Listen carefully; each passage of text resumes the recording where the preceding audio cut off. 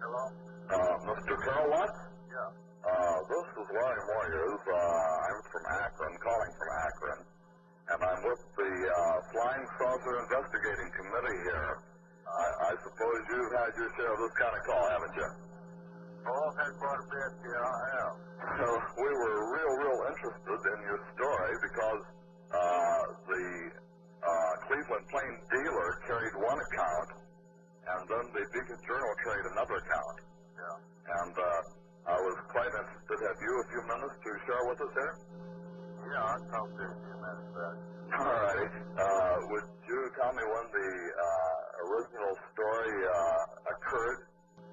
I'd like to explain something to you. I don't know what you've heard or what you've read, but for the safety benefit of my family, we've labeled it a hoax and intend to stay with it unless an official investigation comes out and states otherwise, and I've given some type of.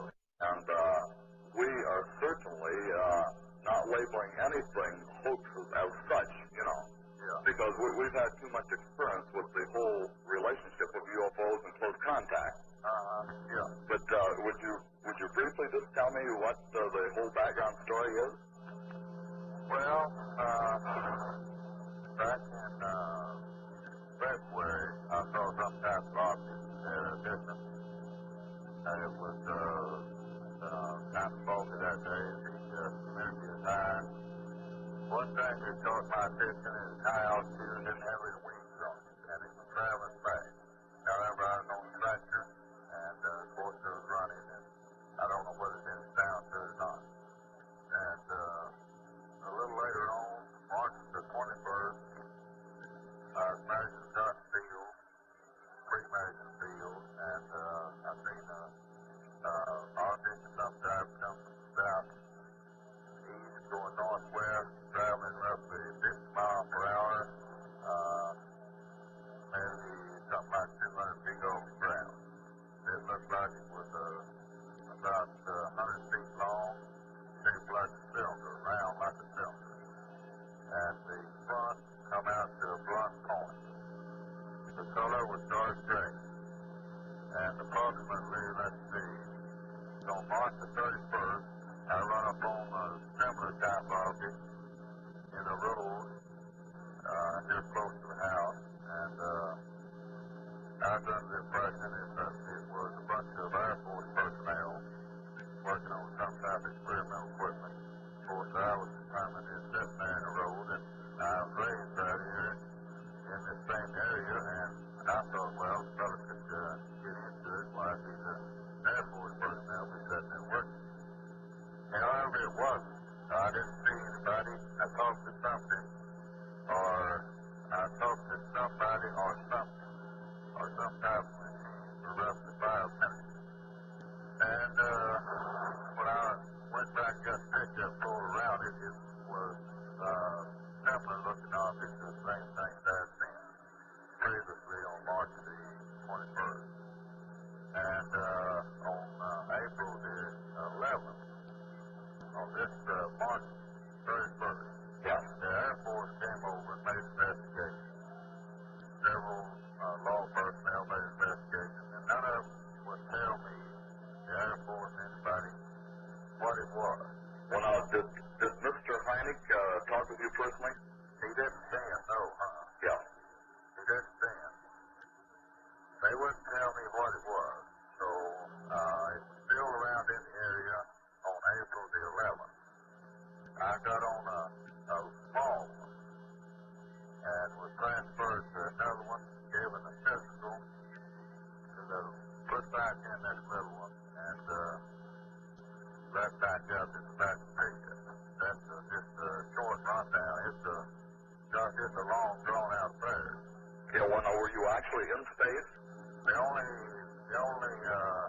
answer I could give that was change in the atmosphere, and there was definite proof. Now, however, there wasn't any windows. I couldn't see out of either one of them. Well, now, how did you make the transfer between objects? It was done through some type of a metal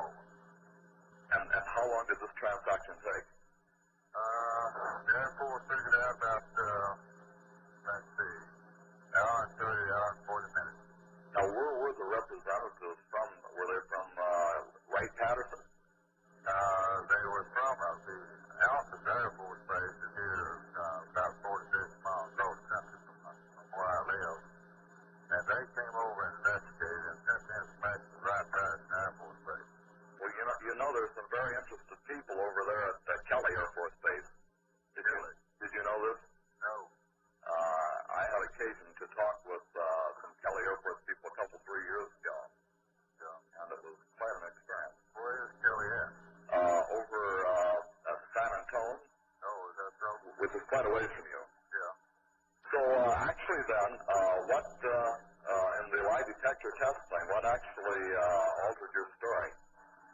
Well, I was going through the process of trying to get some permanent evaluation before anything was released. Yeah. And Heine talked to me back right after Thanksgiving and discussed the matter. He suggested I just roughly an hour or something like that.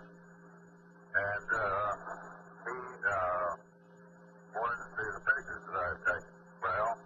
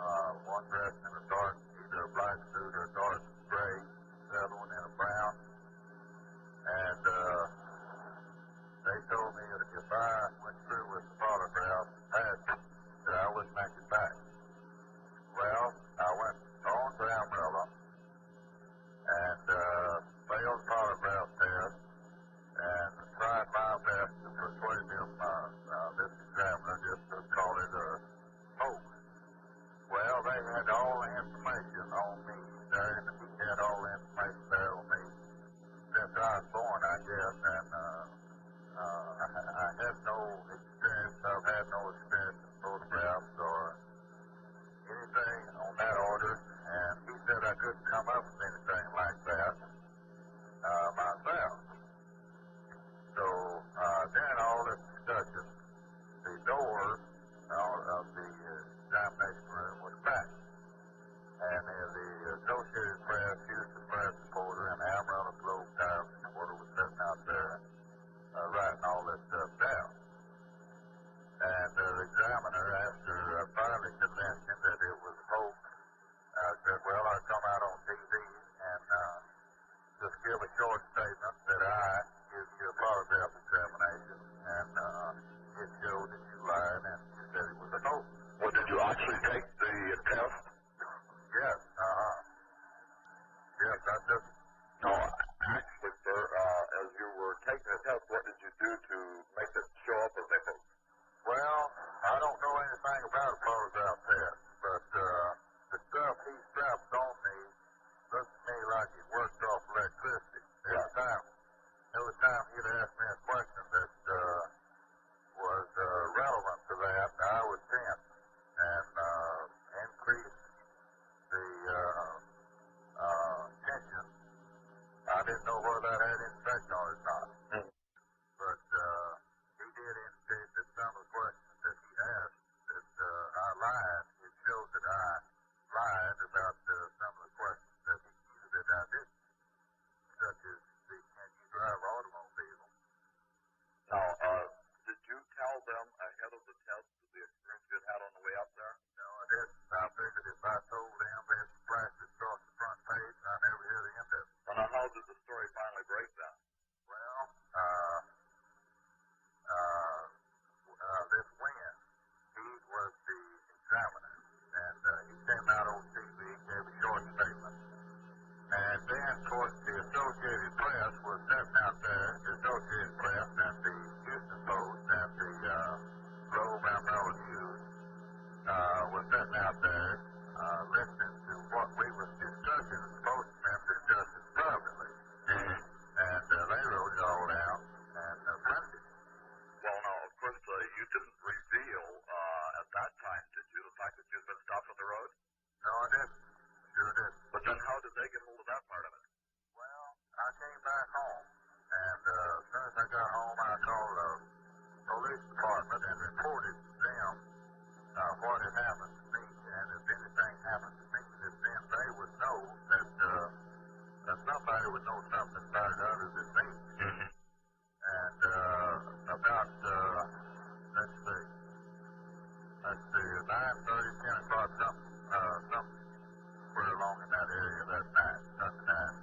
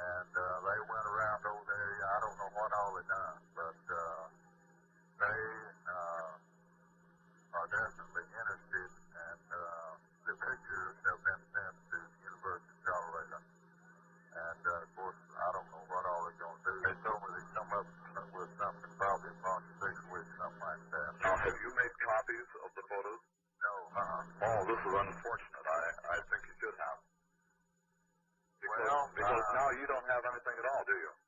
No, I have a certified mail, you know, I'll have certified slip as for they receive. And they promised to send them back to you? Yeah. Well, I would assume the university will keep their word on that. Yeah. I wouldn't have been quite so sure if other agencies had gotten it, but I think they would. Yeah.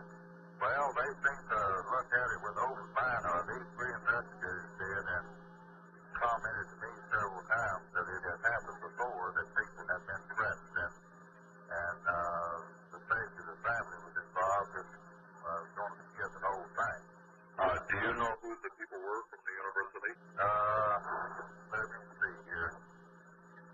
Let's see. The one that was this year by conduct is Captain Robert Loco. Oh, yes? Post Office Box 1, Tulsa.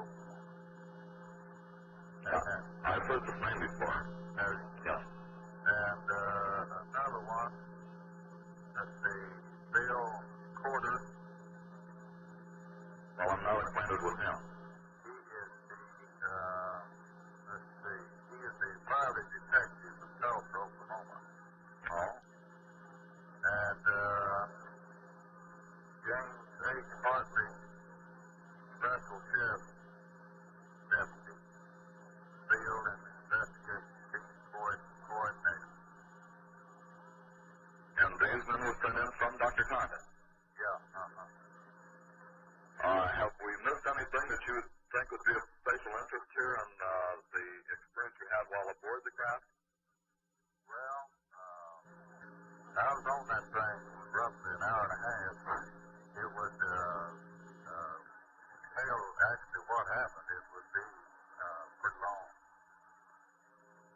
I'll tell you just a short rundown of what happened. If you would, please.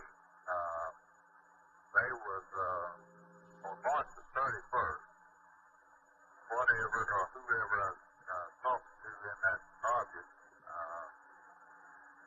wanted more or less for me to take some type of business. And on the April 11th, I was in a pickup, pulled into a road going up to a vacant farmhouse. And pickup died. The area around the pickup started lighting up. However,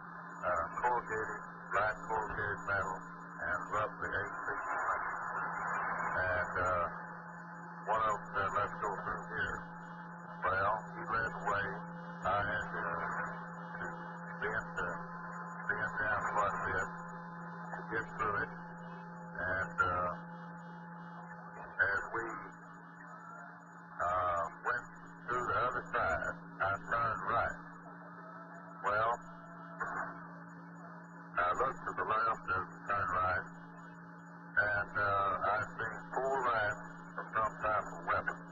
There's roughly, let's see, there's roughly 30 inches in length, starting about 12 inches.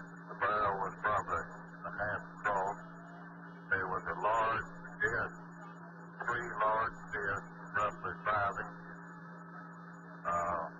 around, and they were probably a half thick and a half apart. Starting approximately there were a breach of shot space, for instance, shotgun wood.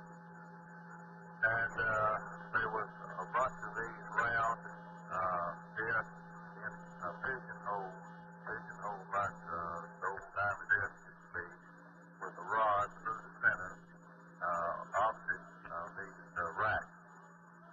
We turned right there and went all 4, 5 feet, something like that, and there was partition.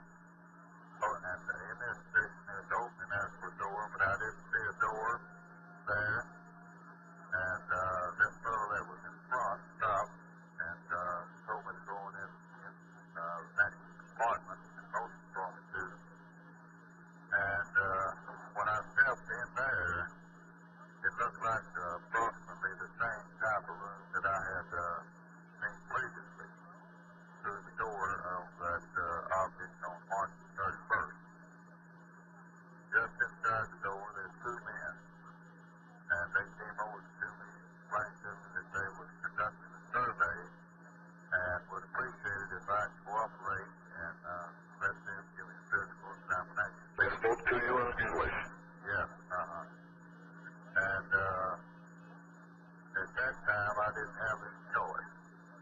So we went on down to approximately the center of the room, and there was a machine down there. They had me to undress, stand in front of this machine, which was approximately 6 feet high and 36 inches wide. And they had me to completely undress, push me up completely against this machine, which was cupped in the front.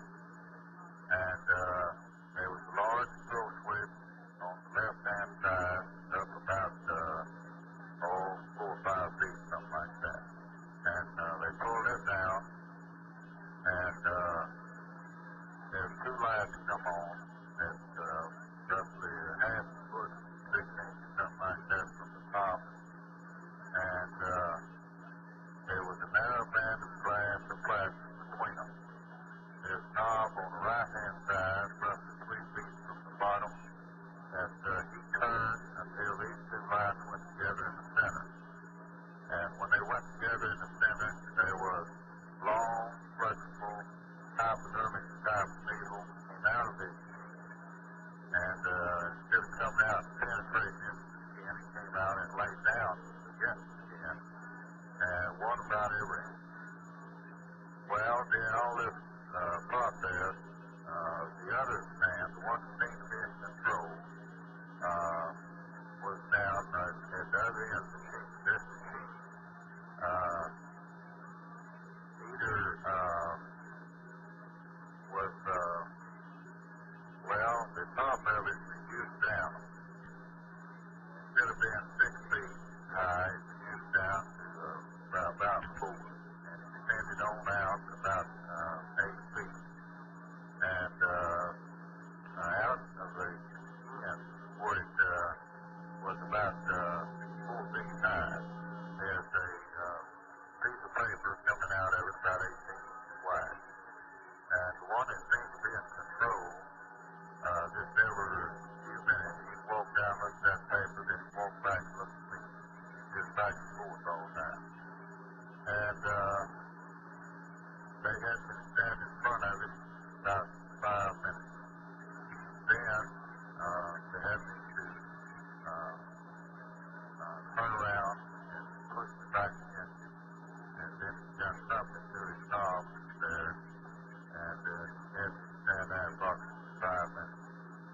And when it was over with, he told me to get dressed, turn that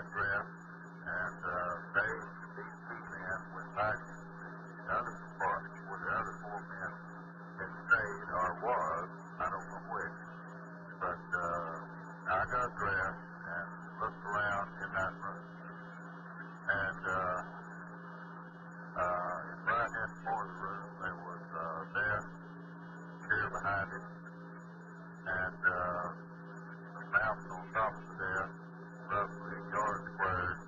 One mouth off the charts and directly in front of the desk, and in the right-hand corner of the desk, there was a pencil in a closed clear-like container, and some papers with writing, some type of writing on it with paperweight, a metal type paperweight man on top of the papers. Well, I couldn't read any of the writing at all. And the paperweight had some type of engraving or insignia on it, and it's about 2 by 3 squares, and it's about 3 inches thick. And I picked it up and looked to see if the men in the other compartment were looking in my direction, or could see maybe from the side and see into the compartment and look at me to see what I was doing. I didn't see but 4 of them through that opening, but I made sure that they couldn't see me. And I picked the paperweight up and put it on the inside part of my pants pocket. I put it between the billfold and the inside part of the pocket. And stood there just a short time. And one of the men that texted me in that up there in that short crowd, he